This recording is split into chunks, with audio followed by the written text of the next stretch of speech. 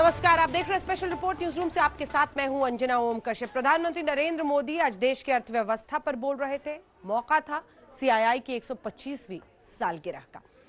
प्रधानमंत्री नरेंद्र मोदी ने कहा है कि आत्मनिर्भर भारत बनाने के लिए क्या कदम उठाना चाहिए, इस पर एक पूरी रूपरेखा उन्होंने खींची। 5 मंत्र दिए हैं, इस स्पेशल रिपोर्ट में देखिए। क्यों भारत को फिर से तेज विकास के पथ पर लाने के लिए, आत्मनिर्भर भारत बनाने के लिए 5 बातें बहुत आवश्यक है। इंटेंट, इंक्लूजन, इन्वेस्टमेंट, इंफ्रास्ट्रक्चर और इनोवेशन। हाल में जो बोल्ड फैसले लिए गए हैं, उसमें भी आपको इन सभी की झलक मिल जाएगी। इन फैसलों के साथ हमने तमाम सेक्टर्स को फ्यूचर रेडी किया है। इसी वजह से आज भारत एक नए ग्रोथ ओरिएंटेड फ्यूचर की दिशा में बड़ी उड़ान के लिए तैयार है। भारत लॉकडाउन को पीछे छोड़कर अनलॉक फेज 1 में एंटर कर चुका है। अनलॉक फेज 1 में इकोनॉमी का बहुत बड़ा हिस्सा खुल चुका है। काफी हिस्सा अभी 8 जून के बाद और खुलने जा रहा है। यानी गेटिंग ग्रोथ बैक की शुरुआत तो एक प्रकार से हो चुकी है। आज ये सब हम इसलिए कर पा रहे हैं क्योंकि जब दुनिया में कोरोना वायरस पैर फैला रहा था, तो भारत ने सही समय पर, सही तरीके से सही कदम उठाए। इस सिचुएशन में आपने गेटिंग ग्रोथ बैक, इस बात को प्राथमिकता दी है और निश्चित तौर पर इसके लिए आप सभी भारतीय उद्योग जगत के लोग बधाई के पात्र हैं। बल्कि मैं तो गेटिंग ग्रोथ बैक से आगे बढ़कर ये भी कहूंगा कि yes we will definitely get our growth back. Indian industries के पास एक क्लियर पाथ है। आत्मनिर्भर भारत का रास्ता, सेल्फ रिलायंट इंडिया का पाथ। आत्मनिर्भर भारत का मतलब है कि हम और ज्यादा स्ट्रांग होकर दुनिया को एम्ब्रेस करेंगे। आत्मनिर्भर भारत वर्ल्ड इकोनॉमी के साथ पूरी तरह इंटीग्रेटेड भी होगा और सपोर्टिव भी। लेकिन ध्यान रखिएगा, आत्मनिर्भर का मतलब ये भी नहीं है कि हम स्ट्रैटेजिक क्षेत्रों में किसी पर निर्भर रहें। हम उस स्थिति में नहीं रहना चाहते।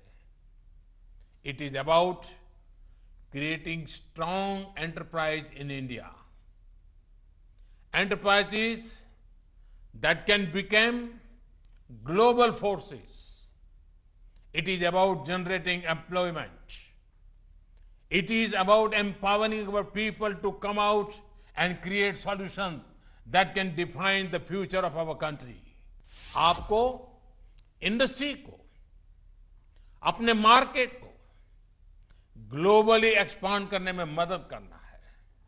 साथियों, अब जरूरत है कि देश में ऐसे प्रोडक्ट्स बने जो मेड इन इंडिया हो, मेड फॉर द वर्ल्ड हो। कैसे हम देश का आयात कम से कम करें, इसे लेकर क्या नए लक्ष्य तय किए जाएं, उस पर सोचने की जरूरत है। हमें तमाम सेक्टर्स में प्रोडक्टिविटी बढ़ाने के लिए अपने टारगेट तय करने ही होंगे। यही संदेश मैं आज इंडस्ट्री को देना चाहता हूं और देश यही अपेक्षा भी आपसे रखता है। प्रधानमंत्री ने इधर ये मंत्र दिया है आत्मनिर्भर भारत बनाने का, लेकिन फिलहाल तो कोरोना के खिलाफ जंग इस वक्त चरम पर है। देश भर में मामले अब 2 लाख के करीब पहुंचने वाले हैं। दिल्ली में कोरोना के मामले 20,000 के पार। अब कुल मिलाकर परिस्थिति ये है कि ऐसे वक्त पर अनलॉक 1 के जरिए रास्ते खोले जा रहे हैं, दुकानें खुल रही हैं, सैलून अलग अलग जगहों पर, इन सब के साथ गतिविधियां सड़कों पर बहुत बढ़ रही हैं। अब सावधानी की पूरी जिम्मेदारी आपकी है।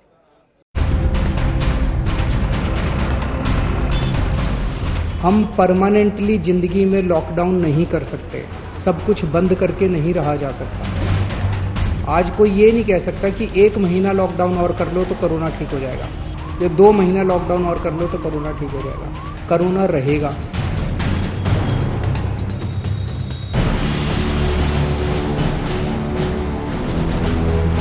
दो हुक्मरानों ने भी तय कर लिया है कि आप घर से निकलें तो ये सोचकर कि अपने अदृश्य दुश्मन से आपको ही दो हाथ करना है।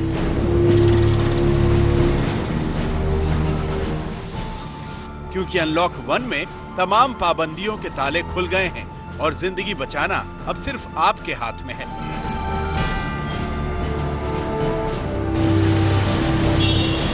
देखिए राजधानी दिल्ली की इन सीमाओं पर और खोजिए कि यहाँ सोशल डिस्टेंसिंग कहाँ है।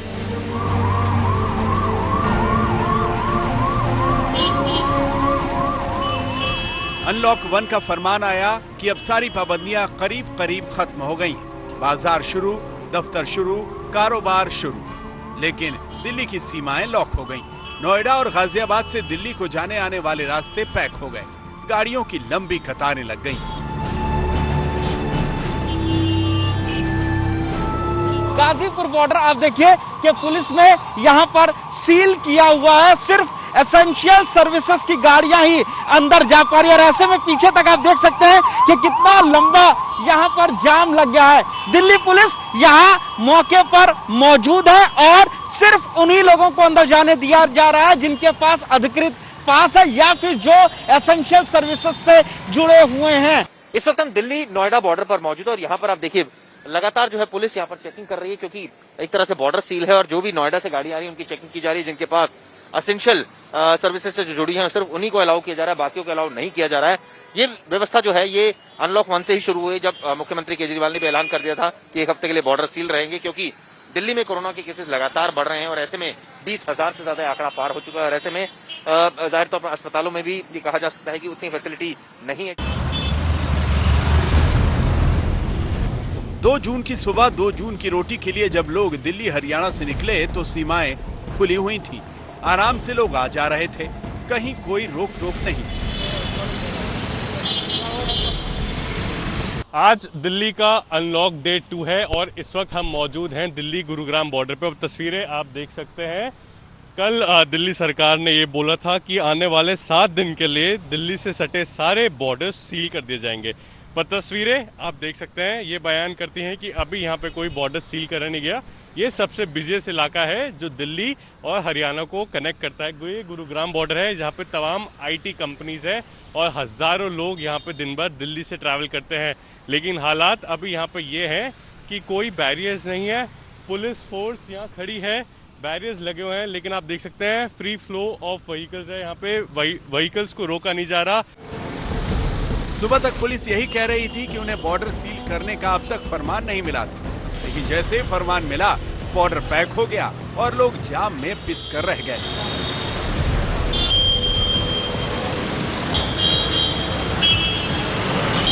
फिलहाल 1 हफ्ते के लिए हम दिल्ली के बॉर्डर सील कर रहे हैं।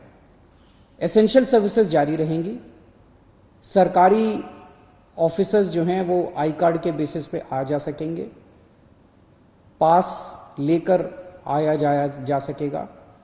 तो फिलहाल 1 हफ्ते के लिए हम अपने बॉर्डर सील कर रहे हैं। उसके बाद जो सुझाव आएंगे, जो आप मार्गदर्शन करेंगे, जो आप जैसा कहेंगे, सभी के सुझावों के आधार के ऊपर हम एक्सपर्ट से भी बात करेंगे और भी बहुत सारे लोगों से बात करेंगे।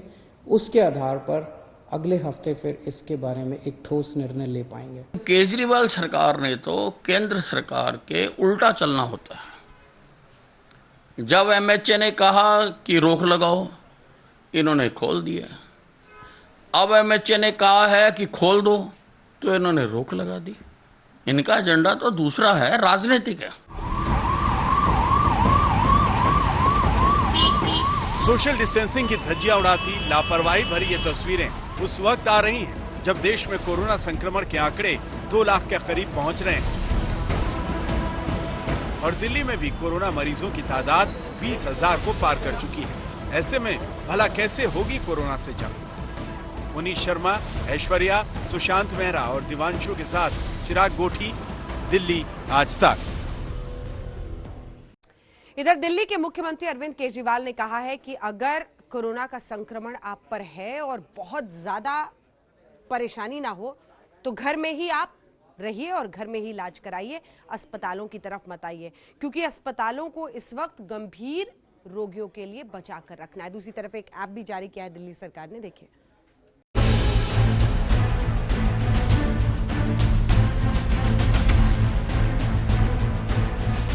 कोरोना वायरस के संकट से जूझती दिल्ली में कहीं अस्पतालों में तिल रखने की जगह नहीं है तो कहीं तमाम बेड खाली पड़े। दिल्ली सरकार का दावा है कि यहाँ के अस्पतालों में 4000 से ज्यादा बेड खाली हैं। एक तरफ सरकार ने आपके लिए बेड का इंतजाम कर रखा है, जैसे आज की डेट में 6731 बेड हैं और दिल्ली के अस्पतालों में केवल 2600 पेशेंट हैं, तो लगभग 4100 बेड खाली पड़े हैं। 4100 बेड आज खाली पड़े हैं। तो दिल्ली वालों को कोरोना के इलाज के लिए भटकना न पड़े, इसके लिए दिल्ली की केजरीवाल सरकार लेकर आई है एक नया ऐप। ये एप्लीकेशन गूगल प्ले स्टोर पर दिल्ली कोरोना नाम से मौजूद है, जहां इसे डाउनलोड किया जा सकता है। इस ऐप से पता चल जाएगा कि दिल्ली के किस अस्पताल में कितने बेड खाली हैं। ये ऐप प्राइवेट और सरकारी दोनों अस्पतालों में खाली बेड की जानकारी देगा और ये ऐप आपको ये जानकारी देगा कि दिल्ली के किस अस्पताल में, अगर आपको प्राइवेट में जाना तो इसमें सारे प्राइवेट अस्पतालों की जानकारी भी है, सरकारी अस्पताल में जाना चाहते हैं सरकारी अस्पताल की जानकारी भी है। ये ऐप आपको बताएगा कि दिल्ली के किस अस्पताल में इस वक्त कितने बेड खाली हैं, कितने बेड भरे हुए हैं। तो ये अगर ऐप डाउनलोड करते हैं तो आपको सारी जानकारी मिलती जाएगी। ये ऐप दिन में 2 बार इसको अपडेट करेंगे, सुबह 10 बजे और शाम को 6 बजे ये ऐप अपडेट किया जाएगा, तो आपको लेटेस्ट स्टेटस पता चलता रहेगा। मुख्यमंत्री अरविंद केजरीवाल ने दावा किया है कि दिल्ली कोरोना से 4 कदम आगे चल रही है, लेकिन उन्होंने इस बात पर खास जोर दिया है कि जिन्हें कोरोना संक्रमण है वो अस्पताल की बजाय घरों में ही क्वारंटीन रहे। पंकज जैन, दिल्ली आज तक। इन तमाम खबरों के बीच अब बात दिल्ली में हुए दंगों की। एक बार फिर से मामला सामने इसलिए आया है क्योंकि ताहिर हुसैन, आम आदमी पार्टी के नेता के खिलाफ आज आखिरकार दिल्ली पुलिस ने चार्जशीट दायर की है। इस चार्जशीट में उसे दिल्ली के दंगों का मास्टरमाइंड बताया गया है।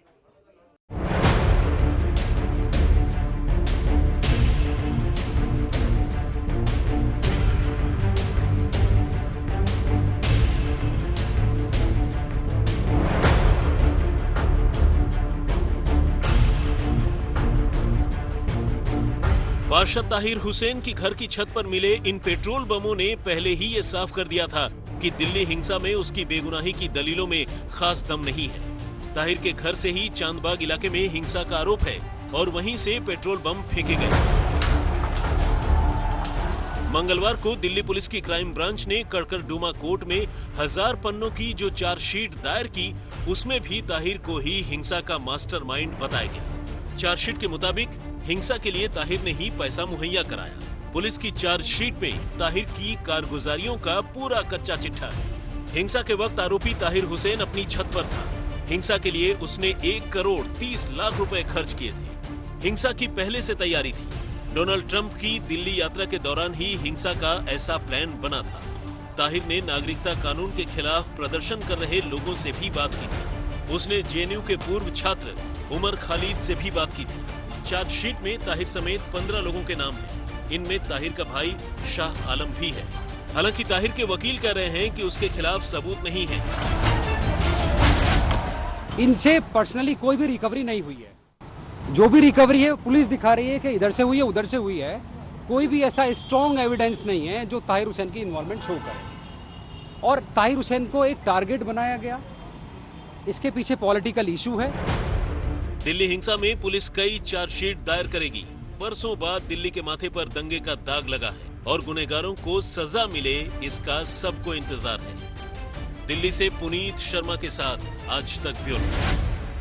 अरब सागर में उठा है सदी का सबसे बड़ा तूफान और इसी की वजह से, इस निसर्ग तूफान की वजह से महाराष्ट्र में हाई अलर्ट भी जारी कर दिया गया है।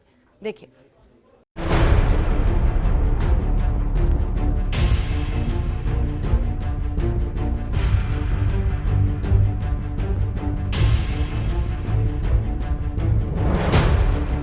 कुदरत पता नहीं क्या ठान कर बैठी है, दुनिया का क्या होने वाला है।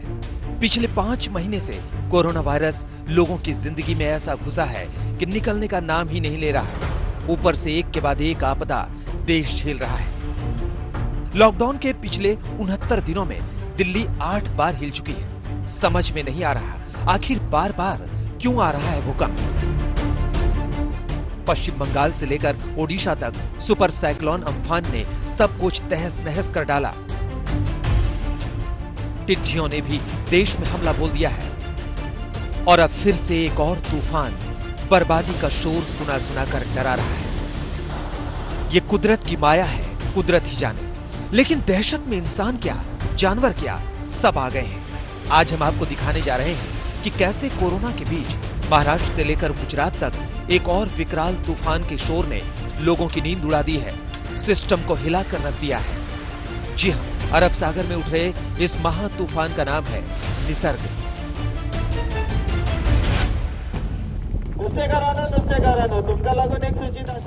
सीएम, डीएम, म्युनिसिपल कॉर्पोरेशन से लेकर एनडीआरएफ को समंदर की हदों पर ताकने के लिए मजबूर कर दिया है। निसर्ग नाम का ये चक्रवाती तूफान विकराल रूप धारण कर सकता है, बड़ी तबाही मचा सकता है। ये डर, ये दहशत इसलिए भी है क्योंकि पिछले हफ्ते ही देश ने बंगाल और ओडिशा में सुपर साइक्लोन अम्फान से तबाही देखी है। बंगाल के कई हिस्से तो अम्फान तूफान से बर्बाद ही हो गए। और यहाँ पर भी सीवियर साइक्लोन का है, जिसका विंड स्पीड एटलीस्ट जब लैंडफॉल करेगा 100 to 120 तक रहेगा। 100 to 120 तक अगर वाइंड का स्पीड रहता है तो उसमें कच्चा मकान, पेड़ और आपकी इलेक्ट्रिसिटीज या टावर्स, ये सब गिरने का चांसेस रहता है। जो इम्पैक्ट हुआ है देखा होगा आपने इम्फान के दौरान, तो वो इम्पैक्ट यहाँ पर हो भी सकता है। निसर्ग तूफान 3 जून को उत्तरी महाराष्ट्र और दक्षिण गुजरात तटों से होकर गुजरेगा। इससे मुंबई के ज्यादा प्रभावित होने की आशंका है। 1891 के बाद पहली बार अरब सागर के महाराष्ट्र के तटीय इलाके के आसपास तूफान की स्थिति बन रही है। चक्रवात के साथ महाराष्ट्र के मेट्रोपॉलिटन क्षेत्रों के अलावा तटीय इलाकों में बाढ़ आने की भी आशंका है। सबसे बड़ी अहम बात है कि मुंबई और महाराष्ट्र में खास तौर से जो तटीय इलाके हैं वहां पे खूब तैयारियां हो गई हैं। ये जो आप नाव इधर देख रहे हैं, ये सब के सब पहले जब समुद्र में फिशिंग कर रहे थे, ये अब वापस आ चुके हैं। यहाँ अब फिशिंग डीप समुद्र में नहीं हो रही है क्योंकि समुद्र में वैसे ही मानसून के आते ही बहुत रफ सी जो है वो रफ हो जाता है, बहुत उथल पुथल होती है, जिसकी वजह से फिशिंग और ब्रीडिंग सीजन भी क्योंकि शुरू हो जाता है, इसकी वजह से फिशिंग नहीं होती है इस वक्त। लेकिन देख लीजिए जो कुछ जो मछुआरे हैं वो थोड़े बहुत यहाँ तटीय इलाकों में ही, जहाँ पर कि समुद्र थोड़ा सा स्थिर है, यहाँ पर थोड़ी बहुत फिशिंग कर रहे हैं, डीप समुद्र में नहीं जा रहे हैं। मौसम वैज्ञानिकों ने तूफान की तीसरी आंख को देख लिया है और अंदाजा ये है कि निसर्ग का लैंडफॉल महाराष्ट्र के रायगढ़ जिले से हरिहरेश्वर और दमन के बीच होगा और फिर गंभीर चक्रवात तूफान में बदलेगा। निसर्ग के लैंडफॉल के चलते महाराष्ट्र के रायगढ़, मुंबई और पालघर में तूफानी हवाओं के साथ साथ मूसलाधार बारिश होगी और तूफानी हवाओं की रफ्तार 120 किलोमीटर प्रति घंटा तक रह सकती है। ये साइक्लोनिक स्टॉर्म करके बनेगा और ये सीवियर साइक्लोनिक स्टॉर्म करके ही दमन और हरिहरेश्वर के बीच में अलीबाग डिस्ट्रिक्ट में क्रॉस करने की संभावना है। ये जब क्रॉस करेगा तब हवा का बहाव 100 से 110 किलोमीटर पर आवर तक रहेगा। कभी कभी ये 120 किलोमीटर पर आवर हो सकता है। इसके चलते मुंबई के कुछ इलाकों में, साथ में ठाणे, रायगढ़, पालघर डिस्ट्रिक्ट्स में भारी से भारी वर्षा होने की संभावना है। ऐसे में पालघर से लेकर रायगढ़ और मुंबई में समंदर के किनारे एनडीआरएफ की टीमें तैनात कर दी गई हैं। लोगों से कहा जा रहा है कि वो समंदर के आसपास के इलाके खाली कर दें। अभी डर तो बहुत है क्योंकि ऐसा तूफान हमने पहले तो कभी देखा नहीं, लेकिन सुनने के बाद डर तो इतना है कि बोल नहीं सकते। पहली बार ही हो रहा है इधर, कभी हुआ नहीं था, तो मन में थोड़ा डर है। तूफानी चेतावनी के चलते मुंबई के बेकसी में बनाए गए कोविड अस्पताल से भी 150 कोरोना मरीजों को शिफ्ट किया जा रहा है, क्योंकि ये अस्पताल एक टेंट के जरिए बनाया गया है। इस वक्त हम मुंबई के बांद्रा कुर्ला कॉम्प्लेक्स इलाके में मौजूद हैं। MMRDA द्वारा बनाया गया मेकशिफ्ट हॉस्पिटल आप लोगों के सामने है। कोविड-19 पेशेंट्स के लिए बनाया गया ये हॉस्पिटल आज जो देख रहे हैं, इसमें करीब 150 पेशेंट्स मौजूद हैं। अब क्योंकि मुंबई अलर्ट पर है और साइक्लोन की वार्निंग दी गई है, इसलिए MMRDA ने BMC के साथ मिलकर एक महत्वपूर्ण फैसला लिया है। फैसला ये लिया गया है कि यहां पर जो 150 पेशेंट्स हैं, उनको यहां से शिफ्ट कर दिया जाएगा। जी हां, यह बड़ी खबर है। RA राजीव जो कि MMRDA के कमिश्नर हैं, उन्होंने ये जानकारी दी है कि राज्य सरकार ने ये फैसला लिया है कि यहाँ जो तमाम पेशेंट्स हैं, उनको यहाँ से शिफ्ट कर दिया जाएगा। अब ये जानकारी दी गई है कि यहाँ ये जो टेंट्स बने हैं, ये सफेद रंग के जो आप टेंट्स देख रहे हैं, ये जर्मन टेक्नोलॉजी से बने हुए हैं, लेकिन ये करीब 100 किलोमीटर प्रति घंटे की स्पीड से जो तूफान आएगा उसको झेल सकता है। लेकिन 100 किलोमीटर प्रति घंटे की ऊपर से अगर तूफान आता है, तब मुश्किलात बढ़ सकती हैं। MMRDA के कमिश्नर का कहना है कि स्ट्रक्चरल इंजीनियर तमाम पहलुओं को देख रहे हैं, तमाम पोजीशंस पर सैंडबैग्स लगाए जा रहे हैं। मौसम विभाग के साइक्लोन ई एटलस के मुताबिक 1891 के बाद पहली बार अरब सागर में महाराष्ट्र के तटीय इलाके के आसपास समुद्री तूफान की स्थिति बन रही है। यानी एक सदी से भी अधिक समय में ऐसा पहली बार होगा जब अरब सागर में विकसित होने के बाद कोई तूफान महाराष्ट्र से टकराएगा। आज तक ब्यूरो। इस बीच निसर्ग तूफान पर सामने आए कुछ ही देर पहले महाराष्ट्र के मुख्यमंत्री उद्धव ठाकरे, उन्होंने कहा है कि हर मुमकिन तैयारी कर ली गई है और इस वक्त इंतजाम पूरा है। हालांकि उन्होंने ये भी उम्मीद जताई कि जिस तरह के नुकसान का अंदेशा है वो ना हो। निसर्ग तूफान पर पीएम मोदी से बात हुई है, ये भी जानकारी दी उद्धव ठाकरे ने। लोगों से 2 दिनों तक घरों में ही रहने की अपील की। पालघर और सिद्धू-दुर्ग को लेकर ज्यादा सतर्क रहने की बात कही। आर्मी, नेवी, एयरफोर्स, एनडीआरएफ सब अलर्ट पर है और तूफान का सामना करने के लिए तैयारी तो पूरी है, लेकिन उन्होंने ये भी कहा कि अगर यहां तक आते आते तूफान कमजोर हो जाए, इसके लिए प्रार्थना करना। थोड्या वेळापूर्वी आपल्या देशाच्या पंतप्रधानांचा फोन आला होता, माननीय नरेंद्र मोदीजींचा फोन आला होता। त्यांनी सांगितलं आहे की तुम्ही तयारी तर केलेली आहे, पण केंद्र सरकार सुद्धा तुमच्या सोबत आहे, त्याच्यामुळे ती काळजी तुम्ही करू नका। आता महत्त्वाचा मुद्दा म्हणजे हे जे काही वादळ येणार आहे किंवा धडकणार आहे, या वादळाचा एकूण प्रभाव बघितल्यानंतर 3 तारखेपासून आपण सुरुवात करणार होतो पुनश्च हरिओम। मी पुन्हा एकदा आपल्याला विनंती करतोय की विशेषतः हा जो काही आपला किनारपट्टा आहे, तिथे उद्या आणि परवा 2 दिवस हे महत्त्वाचे आहेत। दोन्ही दिवस आपण घरामध्येच राहणं हे हिताचं आहे। तो महाराष्ट्र और गुजरात दोनों में ही इस तूफान के कहर की आशंका है और इसके बीच दोनों ही राज्यों ने पूरी तैयारी अपनी तरफ से कर ली है। उद्धव ठाकरे महाराष्ट्र के मुख्यमंत्री जानकारी देते हुए घरों में ही लोग रहे, ये अपील उन्होंने खास तौर पर की है।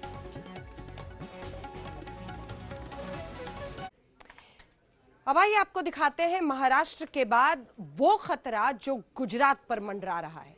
पता है, अभी से ही दक्षिण गुजरात के कई हिस्सों को खाली करा लिया गया है, क्योंकि इस तूफान से बड़ी बर्बादी की आशंका गुजरात में भी है।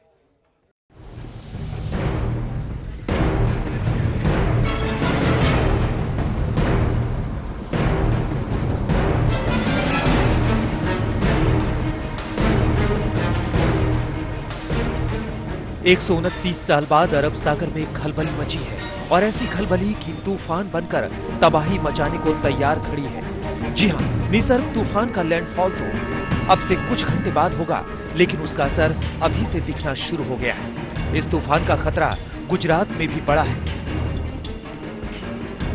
और तूफान निसर्ग का ट्रेलर गुजरात में भी दिखने लगा है।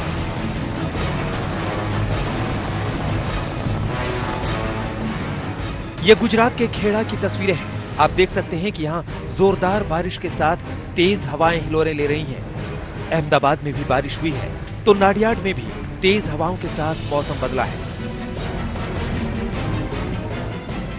गुजरात के नवसारी के आसपास के समंदर में तो ऊंची ऊंची लहरें भी उठनी शुरू हो गई हैं।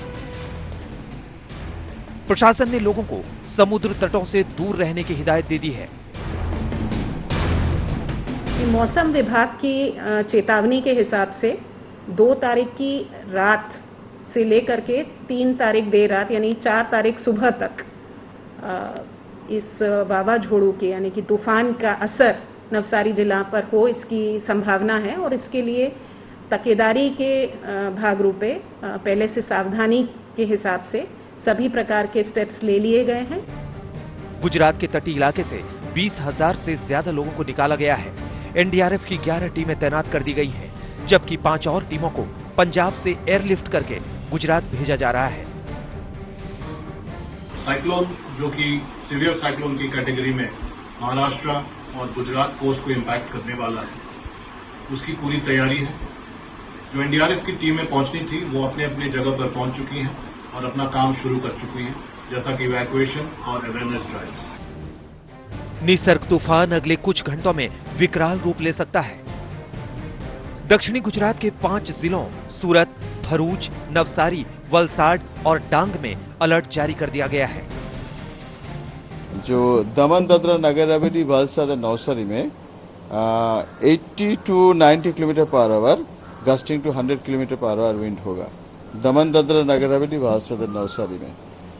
देन आपका सूरत एंड भरूच में 70 to 80 kilometre gusting to 90 kilometre per hour and बाकी जो रिमेनिंग डिस्ट्रिक्ट्स है उसमें 50 to 60 kilometre per hour wind रहेगा। मौसम विभाग के मुताबिक दमन, दीव और दादर नगर हवेली में तूफान का असर सबसे ज्यादा रहेगा, जबकि पूरे दक्षिणी गुजरात में भी ये तूफान तांडव मचा सकता है। आज तक ब्यूरो। प्राकृतिक आपदाओं का कहर जारी है। अब आइए आपको लिए चलते हैं सीधे पूर्वोत्तर भारत और दिखाते हैं कैसे असम में 20 लोगों की मौत सिर्फ भूस्खलन से हो गई। बाढ़ और भूस्खलन से इस पूरे इलाके में इस वक्त बर्बादी का आलम है।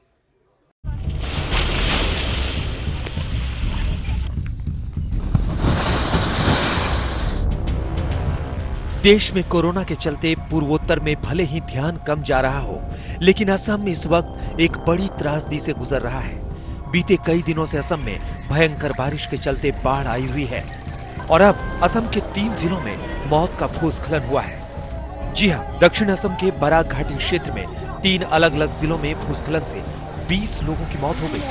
असम के कछार जिले के 7, हैलाकांडी जिले के 7 और करीमगंज जिले में 6 लोग मलबे में दबकर मर गए।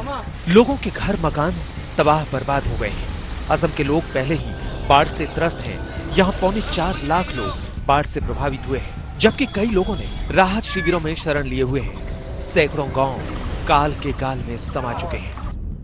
आज तक ब्यूरो। इसी के साथ स्पेशल रिपोर्ट में न्यूज रूम से इतना ही। देश दुनिया की बाकी खबरों के लिए आप देखते रहिए आज तक।